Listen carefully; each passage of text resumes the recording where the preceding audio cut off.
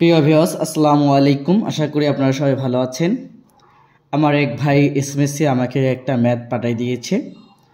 টাকায় ক্রয় করে 10টি, আবার বিক্রয় করে 12টি, শতকরা কত টাকা লাভ বা ক্ষতি হবে। এখানে যদি ক্রয় মূল্য আমাদের 10টি আছে, এখানে 1 টাকায় যদি 10টি ক্রয় করে বিক্রয় করে 12টি, সেক্ষেত্রে আমাদের দেখা যাচ্ছে ক্রয় মূল্যটা বেশি পড়তেছে, বিক্রয় মূল্যটা কম পড়তেছে, সেক্ষেত্রে আমাদের ক্ষতি হচ্ছে। তা শতকরা এটাকে নির্ণয় করার জন্য আমরা এখানে লিখতে পারি 10টি ক্রয় করে, অর্থাৎ 10টি ক্রয় করে 1 টাকায়, 1 টাকায়, তাহলে একটি ক্রয় করবে হচ্ছে 1/10 টাকায়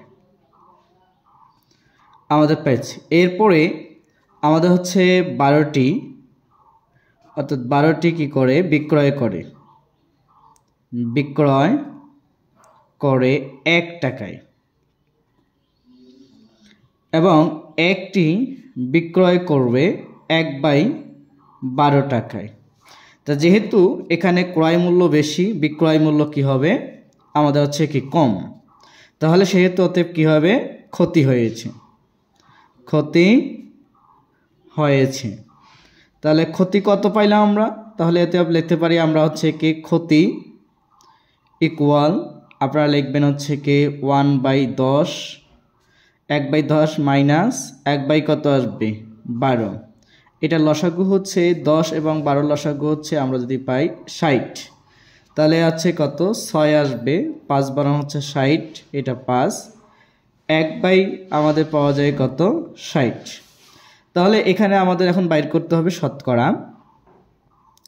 তাহলে শতকরাটা আমরা পাবো কিভাবে, শতকরা বাইর করার জন্য হচ্ছে কি লাভ অথবা ক্ষতি। তাহলে এটা আমাদের যেহেতু কি হয়েছে ক্ষতি, ভাগ হচ্ছে কি হবে ক্রয়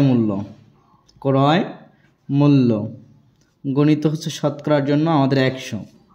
তা ক্ষতি যেহেতু আমাদের হয়েছে, ক্ষতি আমাদের কত 1/, এখানে আছে 60, ক্রয় মূল্য ছিল 1/, আজ হচ্ছে কি 10 ইন্টু এটা হচ্ছে কত আমাদের 100, এটা শতকরার পরিমাণ।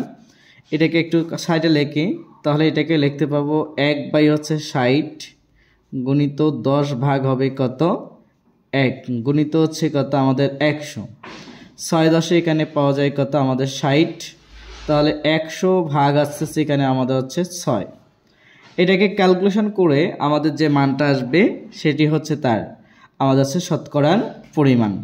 তাহলে এটাকে আমাদের ক্যালকুলেশন যদি করি তাহলে ক্যালকুলেশন করে মান আসে 16.67%।